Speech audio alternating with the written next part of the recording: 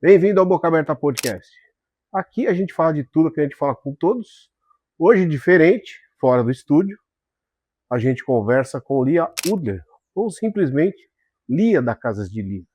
A gente está em Trancoso e veio aqui visitar e conhecer a história dela. Lia, obrigado pela presença. Imagina, é um prazer. Eu queria saber como que foi seu primeiro contato com Trancoso. Foi no final de 76 e foi um sonho. A hora que eu cheguei no topo da Ladeira Velha, era a Ladeira Velha, sabe qual é? Não sei. No quadrado, lá pro lado esquerdo, tem uma ladeira que hoje em dia é uma ruína. Sim. Era por lá que a gente chegava, era o único o acesso era ali. É. E não existia carro aqui. Só tinham 2 carros, um do vereador, Délcio Borges, e um outro do Mário Macaco. O resto todo mundo andava a pé. E eu vim com o Calé de moto. Ele tinha comprado uma moto, a gente tinha vindo de ônibus até Porto Seguro. E em Porto Seguro, em Eunápolis, ele pegou a moto, viemos de moto e eles nunca tinham visto moto. Então, na estrada, a gente vindo, tinha gente com jegue, gente andando calmamente, as famílias, levando farinha. E a hora que a moto passava, se jogava todo mundo no mato. Morrendo de medo. Não tinha um acostamento, né? Não tinha. Não, era mato. E as pessoas não sabiam que era moto. Nada, nunca tinham visto. Nossa. E o acesso era péssimo, digamos assim. Não, assim, não é muito pior do que agora, né? Aí é uma estrada de chão e vinha pela estrada Arraial Trancoso, né? Era a única. Só que passava pelo Rio da Barra. Certo. E aí chegar nesse quadrado era uma coisa louca. Você chegava no topo da ladeira e via um gramadão com uma igreja que estava caindo aos pedaços e uma fileira de casinhas de cada lado, coloridinhas, desbotadas, fumacinha saindo das casas, todo mundo tinha fogão a lenha, e um monte de bicho no quadrado, cavalos, perus, galinhas, patos, tinha tudo, cachorros. Lindo, as crianças brincando, um sonho. E aí você chegou aqui, tinha que voltar, né? Falou, bom, gostei. Né? Aí comprei minha passagem de volta. Na casa de São Paulo, né? Eu passei as férias aqui, uma casinha lá embaixo na praia, que era do Calé, de pescador, assim, sem água, sem luz, não tinha nada aqui. E aí voltei para São Paulo, mas quando cheguei no Rio, fui questionando daqui até o Rio. O Calé falou, vou estar te esperando o dia tal, porque não tinha telefone, né? Não tinha nada. Você marcava? A gente marcou a data, ele ia estar me esperando lá em Eunápolis. E aí eu fui questionando daqui até lá, quando chegou no Rio, eu comprei a passagem de volta. Pra cá. E nunca mais. Ou seja, comunicou a família que falou agora. Minha mãe veio junto, né? Ela ficou pirada. Quando ela chegou aqui, ela olhou a situação. Ela amou. Ela adorou o Calé, achou uma experiência incrível. Ela gostou. E aí você foi ficando. Né? E o começo é sempre muito difícil, quando a gente chega num lugar novo. Ainda mais sem a estrutura que tinha. Não, era um conflito que eu tinha. Mas eu precisava disso, Anderson. Está na minha história. Eu precisava encontrar quais eram as minhas verdadeiras referências. Qual era a minha missão nesse mundo? O que era verdade para mim? Porque você já nasce com um monte de verdade, né? Sim, que são impostas para você mesmo. E um caminho traçado também. E eu tinha que mudar isso tudo. Eu sou terceira filha é sempre rebelde. É verdade. E como é que foi o contato com as pessoas daqui no maravilhoso. Começo? Porque eu não sei se era uma região que as pessoas, muitos viajantes passavam e iam embora. Não, quando eu cheguei não tinha ninguém. Tinha a Leila, a Isa, Yara, o Taca e o Celcinho. E o Vegetal. Você já ouviu falar do Vegetal? Não conheço. Uma figura. E só isso de fora, não tinha ninguém. Quando chegava alguém de fora, inclusive que subia a ladeira, eles falavam: Lia, chegou uma irmã sua, chegou um primo seu. Eu, não é nada, mas é igualzinho, é todo Lia. Né? E era muito legal ver como funcionava a vida da vila. Sem água, sem luz, as mulheres desciam no rio para pegar água, mas não água de beber, era numa outra fonte. Fonte é um lugar, é uma clareira na beira do rio. Então tinha a fonte dos homens e a fonte das mulheres para tomar banho. Separado. Final da tarde, todo mundo mandava uma cachaçinha e descia separado. De manhã, as mulheres desciam com bacias e a louça, para lavar louça e roupa. As criancinhas iam também, já iam trazendo, põe aquela rodinha de pano, encaixa uma bacia pequenininha, as mulheres as grandes, metade da louça se perdia na correnteza do rio, e já tomavam um banho, davam um banho nas crianças, e a água elas traziam de outro lugar, mais longe, e punham num porrão enterrado na casa, que é um potão de barro que não tem pé, ele fica enterrado no barro, no chão de barro. E aí a água fica fresquinha também. Você mantinha a temperatura da água e fresca. E as mulheres é que pegavam lenha também, e os homens acordavam bem cedo e iam até a frente da igreja, aqui não é atrás, né? Sim.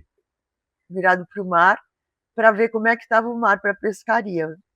Se tivesse bom, eles já desciam para ir pescar. Voltavam com o peixe, a mulher que limpava, que cozinhava, fazia tudo. A mulher é que fazia tudo. E o homem ficava fazendo rede à tarde, na porta de casa, tecendo a rede. E quase todos tinham uma roça também, de mandioca. Você tinha que ter alguma coisa para você plantar, para poder tirar um pouco dessa dificuldade de acesso, né? E tem uma história que fala que o dinheiro chegou aqui muito depois. As pessoas só trocavam as coisas, era isso? Não tinha dinheiro. Se você pensar, não tinha Rede Globo. É verdade. Eu perguntei uma vez que tinha uma família de pescadores que morava com a gente. Foram tendo tantos filhos. Nossa, chegaram a 11. Adoro essa família. E eu perguntei, vocês já viram televisão? Já. O que vocês viram? Em Porto Seguro. Na casa de pessoas que, quando eles passavam, dava para ver, mas era... Era aquela televisão precária. Então, a vida foi uma...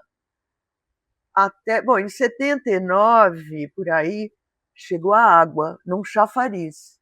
Era um lugar que tinha várias torneiras. Isso já facilitou muito.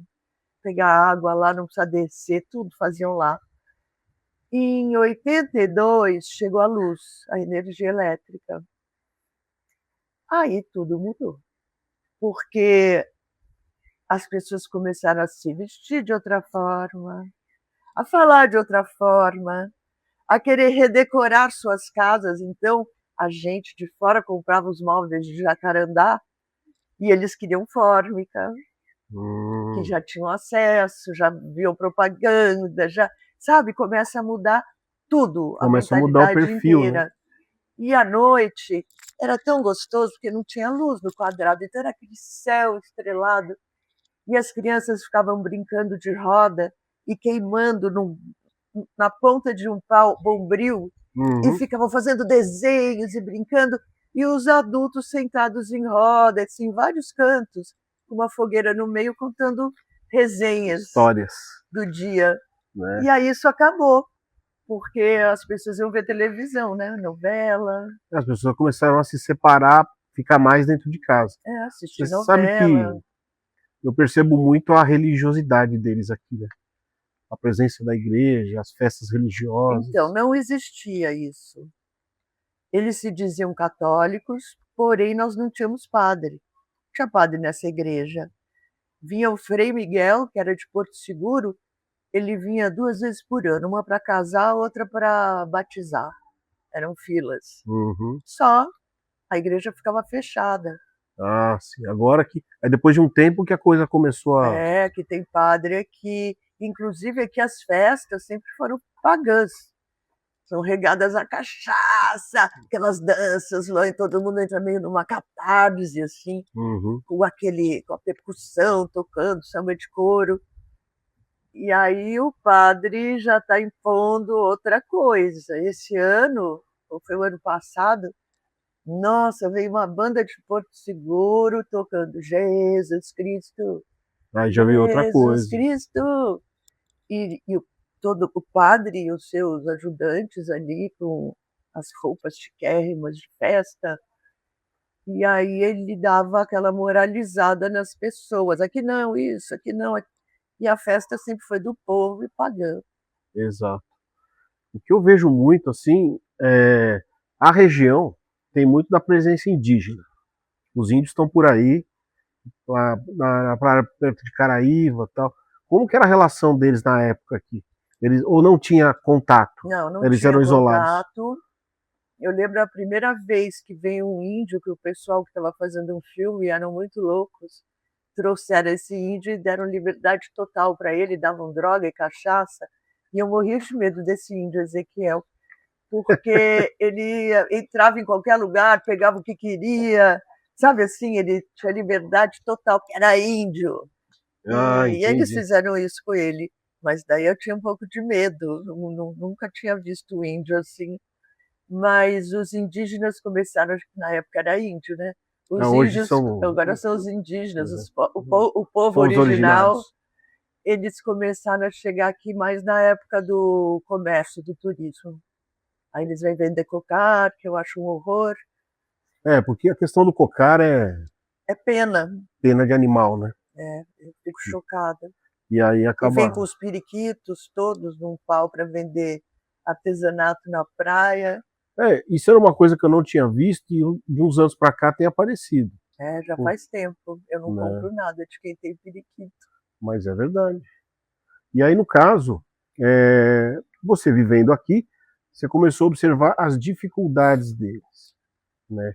E aí entra a questão dos projetos sociais, das ONGs, que as pessoas têm aqui para poder ajudar mais a comunidade.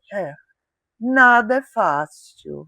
Eu fundei a SAT, a Sociedade Amigos de Trancoso, toquei ela durante um tempão. É muito difícil. Por quê? A cidade foi crescendo, foram chegando os turistas do mundo inteiro, cada um com uma visão do que quer para o lugar, porque aqui era uma liberdade. O sonho era esse. O que eu posso fazer desse lugar, né? Como que eu vou ajudar esse lugar a crescer? Gente, só parando o nosso papo um pouco aqui, para a gente falar do meu parceiro, o Grupo São Cristóvão, com uma rede de hospitais e ambulatórios e que tem o principal componente na sua rede, que é o acolhimento associado. Então, se você estiver precisando de um plano de saúde de qualidade, clique aqui no link e entre em contato com o pessoal do São Cristóvão. Você pode ter certeza que eles vão te acolher e você vai ter saúde de qualidade. Para mim, o mais importante era preservação, educação, cultura, saúde, mas sempre preservando a identidade do lugar e preservando o meio ambiente. A visão da prefeitura, dos vereadores, nunca foi essa. É sempre vender mais, ocupar mais, para receber mais dinheiro de impostos, para ter mais moradores, e nunca pensaram em investir em nada de bom. A prefeitura nunca fez nada, as escolas estão caindo aos pedaços, posto de saúde não tem nada, é raro ter um médico bom, não tem nada normalmente. Sim, a gente percebe, as próprias estradas de acesso. Tudo é um horror, tudo é um horror. Até os caminhos, as ruas, quando eles pavimentam, dura um ano, aí já esburaca tudo, é feito tudo de... Não tem calçada, as pessoas andam no meio da rua, não tem mobilidade urbana, não tem transporte público. As pessoas agora moram na periferia, Sapirara, Maria Viúva, querem vir trabalhar, não tem como. Tem que ter carro. Exato. Horrível. Ou seja, se a gente for pensar no que se arrecada de impostos aqui, né, não era para ser assim. Eles não têm interesse. E aí você, observando aqui de perto as dificuldades das pessoas, falou, bom, vamos ver o que a gente pode fazer pelas crianças, o que a gente pode trazer de cultura, o que a gente pode trazer de educação, e como é que foi isso? Eu dei aula no grupo municipal, fiz uma escolinha por um tempo, um jardim da infância que foi muito legal. E ajudei, participei de tudo, assim, até uma certa época. Quando eu vi que já não dava mais para mim, que começou a ficar uma coisa grande e tudo dependia da prefeitura, da aprovação da prefeitura, eu comecei a cair fora. E aí que eu resolvi fazer um teatro popular, aberto para todo mundo, de graça. Foi muito legal, mas também agora o teatro vai continuar, mas eu estou fora. Sim. Mas foi um projeto assim muito bacana que eu queria muito. A gente estava até falando antes dele aqui. E no caso do... você falou do teatro, a gente falou aqui das pessoas. O meio ambiente sempre foi uma preocupação aqui, né? Para mim, Assim, muito grande. então, assim, desde sempre as pessoas sobrevivem do que a qualidade do ambiente traz para elas. Porque o A água turismo... e o turismo degrada, Não, de certa mas forma. o turismo vem para cá por quê? Por que o turista vem para cá? Porque tem muito verde, você vê as árvores nativas, pelo modo de vida do povo, era assim, né? Que já não é mais. Pela praia linda, maravilhosa, que era meio deserta também, quando eu vim não tinha ninguém, nada. Uhum. Mas tudo vai mudando e, bom, eu já estou aqui há quase 50 anos e vai ficando tudo muito parecido, né? Porque a gente batalhou muito pela identidade arquitetônica também. Construir casas, o Ricardo Salem, que é meu grande amigo e sócio em muitas coisas, ele, nossa, as construções dele foram sempre maravilhosas e com essa preocupação de repetir o que estava aí, mas de uma forma... Sem agredir demais o meio ambiente, digamos. sem diferenciar. Só que aí as pessoas começam a chegar e fazem uma casa suíça, o outro vem e faz com colunas romanas, o outro, sabe? Né, fica... E é assim no geral, as pessoas não têm essa preocupação. E são sempre os mesmos que ajudam em tudo. É o velho grupo. Porque o novo, por exemplo, comércio, aí tudo, que agora é tudo comércio, não contribui em nada. Usa só o espaço para obter lucro. Mesmo digamos gente que é assim. daqui, que está aqui há muitos anos, não tem isso. Eles não têm isso dentro deles. E como é que você foi trabalhar com hospedagem? Como é que surgiu esse terreno?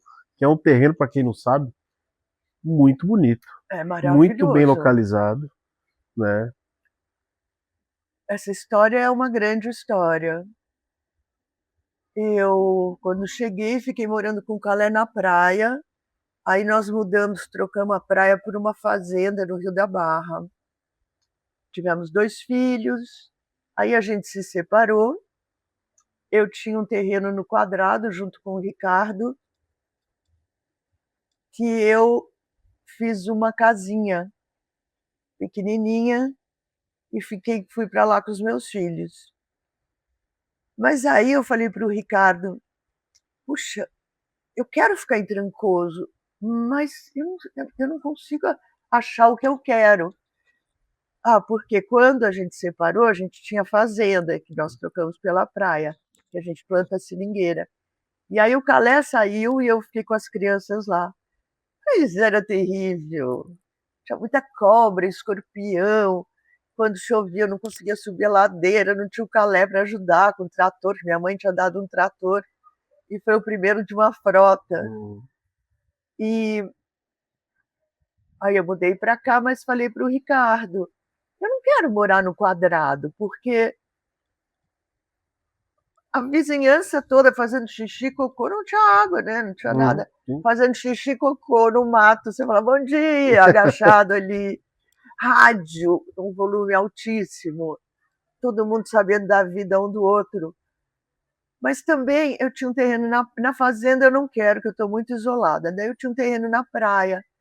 Eu falei, eu não quero morar na praia, naquele tempo era isolado também. E eu quero terra para eu plantar, eu não gosto de morar na areia. Aí ele falou para mim, Lia, o que você quer? Eu falei, eu quero estar pertinho do quadrado, numa área grande, mas não uma fazenda, um terreno grande, que eu veja o mar, a praia, mas que seja terra para eu plantar. Aí ele falou, eu sei o que você quer, amanhã passa na minha casa que eu vou te mostrar o que você quer. A casa dele é do outro lado da rua. Aí eu fui lá, a gente veio com o trabalhador dele lá, com o facão, e fomos entrando aqui e abrindo a picada. Isso aqui era um mato fechado. Eu falei, onde a gente está? Porque não reconheci. Foi abrindo e chegamos no mar. E eu falei, nossa, que lugar lindo, de quem é isso? Ele falou, agora é seu. Eu falei, como assim? Ele falou, é exatamente o que você quer. Tinha 13.500 metros, terra a 30 metros do quadrado, a 2 minutos a pé da praia e com vista do mar. Ou seja, a localização perfeita. Aí eu vendi o meu terreno da praia e construí aqui. Aí você construiu uma casa. Construí uma casa. E que até era menor que essa. E aí, como eu recebia muita visita, aí quando eu falava, como é que eu vou ganhar dinheiro agora? Aí propus para o Ricardo da gente fazer uma pousada. Então, começamos a fazer a pousada e eu ficava trabalhando lá direto. Então, pessoas que vinham para a pousada já pensavam em alugar a minha casa. Aí eu comecei a alugar no verão. Fui a primeira pessoa a alugar casa na região toda. Né? Não tinha esse perfil aqui na Não, época. mas foi por causa da pousada, que chamava Hotel da Praça. E era aqui já. Era No nesse terreno, era quadrado. no quadrado. Né? Agora é o Na Praça, meus filhos que tocam. Ah, o Hotel da Praça. É, agora chama Na Praça. Ah, na praça. Tem restaurante, vamos lá, Legal. tem restaurantes, lojas e 6 apartamentos, tudo lindo. Porque hospedagem, assim, quando a gente trabalha com hospedagem, é complicado. Você tem que ter uma aura para receber as pessoas bem aberta, porque vem de todos os tipos, né? Aqui não, você sabe que eu acho que o perfil é parecido? São Ah, isso duas é ótimo. casas e o perfil é parecido. E todo mundo chega aqui e se encanta, fala que está no paraíso. Assim, fora do mundo. E é um visual maravilhoso. E o jardim é um luxo. Agora nem está tanto, porque Trancoso sofre com as intempéries, né? Uhum. Deu uma ventania, uma chuva, caíram árvores, quebraram várias. Aí tem que ser refeito o jardim. Eu queria que você falasse um pouquinho do livro. Como é que foi a ideia do livro? Então, eu lá no Hotel da Praça, as pessoas chegavam, só chegavam no final do ano, mas chegavam e ficavam me perguntando de tudo, de Trancoso. Então eu ia contando. Aí eu tinha uma coati, eu tive todos os bichos aqui. Eu tinha uma coati que andava comigo para onde eu fosse. E ela morreu e eu fiquei arrasada. E aí eu comecei a escrever um livro em homenagem a ela e foram vindo as histórias de Trancoso que eu achava muito peculiares, assim, de quando eu cheguei, junto com as histórias dos meus filhos. Eu era uma menina, tinha 19 anos, mas era uma menina nisso aqui. E Trancoso era uma criança. Eu falo que eu cheguei depois de Cabral, porque estava igualzinho. Estava intocado, né? E aí você teve a ideia do livro, escreveu umas histórias, publicou. Demorou, viu? Tive que juntar dinheiro. Mesmo assim, quando a gente escreve livro, né, a gente, até você fechar e falar, agora tá bom, tem um tempo, né? Você relê as histórias, você tira história, você coloca história, e aí a gente... Não, e eu mandava para umas editoras, nenhuma quis. Falavam que tinha que ser uma coisa mais universal. E eu juro para você, você vai ler que você ganhou um. Sim, claro. As pessoas amam, de todas as idades. Adoram esse livro, porque não é um livro comercial, é de verdade. Tem a emoção de quem viveu de quem aquilo. viveu, os detalhes e tudo. E aí, para encerrar a pergunta, o melhor lugar do mundo é aqui? O melhor lugar do mundo era aqui, quando eu escrevi. Mostra esse livro aqui. Traz o livro aqui. Esse livro, Melhor Lugar do Mundo. Parece o Pequeno Príncipe, mas não é. É um menino do livro, André, no Cometa Chica, que era um coati. A história do Que legal. coati. Eu Perfeito. ilustrei, editei, fiz tudo. Obrigado. Desculpa, pode falar. E aí, o melhor lugar do mundo era Trancoso. Só que eu descobri que o melhor lugar do mundo é aquele que não tem nenhum apelo da modernidade, que está intocado, é um paraíso. E esse é o melhor lugar do mundo, principalmente para criança. Você desce escorregando a ladeira em dia de chuva, você pega o barro para fazer as coisas, todos os seus utensílios, você cria uma relação com os peixinhos. Eu tinha um amigo peixe no rio. Assim, você vai e tem toda a magia, né, daqui, que era fantástica, que não tem mais a magia. Mudou. Sim, acaba mudando. O lugar resiste, né? Eu acho que quando você passeia pelo Quadrado hoje, você deve viver várias emoções ali. Mas agora são lojas e restaurantes e turistas, né? É verdade.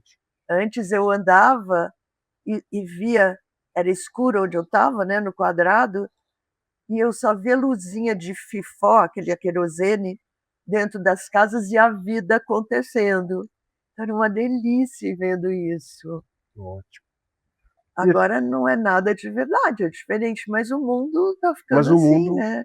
o mundo caminha, né? E a gente Não tem tem que jeito. caminhar junto com ele. Queria te agradecer demais por falar com a gente aqui. Muito obrigado. É um prazer. E aí encerramos por hoje. E diferente, um lugar muito bonito. E, como sempre, esse episódio é um oferecimento do Hospital e Maternidade São Cristóvão e da Clínica Odontológica Dental Mind. Muito obrigado. Isso aí, terminamos. Maravilhoso. Eu ia contar uma coisa que eu não contei. Não, mas não. Tá gravando? Pode contar. Conto. Depois a gente. Não, que eu descobri, eu lembro quando eu descobri isso, eu morava no Paraíso. E eu descobri que o paraíso, ele só existe enquanto existe o inferno. É o yin e o yang. Exatamente. É a sombra. Então, era paradisíaco, mas era infernal. Porque as pessoas eram muito primitivas, e tem a beleza do primitivo, Claro. mas quando aparece a sombra, eles matavam a torta e a direito. Davam facada, tiro. Eu nunca tinha visto nada disso, fui ver aqui, né? E aí, se acidentava, como é que faz? Não tinha carro, não tinha nada, a gente tinha barco. Uma vez o Calé se acidentou, quase morreu, mas eu fui com um pescador na lua cheia, assim, anoitecendo, levar ele para Porto. Ele chegou em coma. Por mar, né? A gente foi. Mas não tinha médico, não tinha socorro, não tinha nada. Cobra picava, ixi, agora o que vai ser? Cachorro com raiva, mordia. Não tinha veterinário, não tinha vacina, não tinha nada. Eles se tratavam por aqui com as coisas que eles acreditavam, com as plantas. Era picado de cobra, punha